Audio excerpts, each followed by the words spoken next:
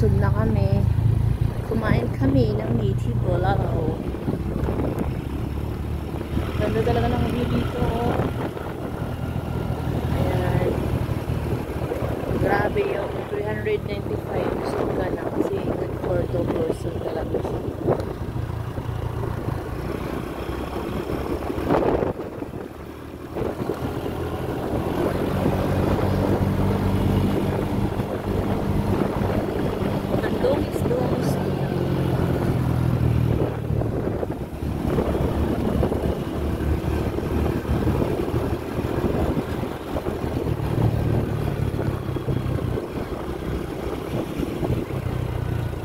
Ano yung sabi kanina yung sa ano? Ano yung sabi kanina doon sa lalaki? Bilhan daw siya?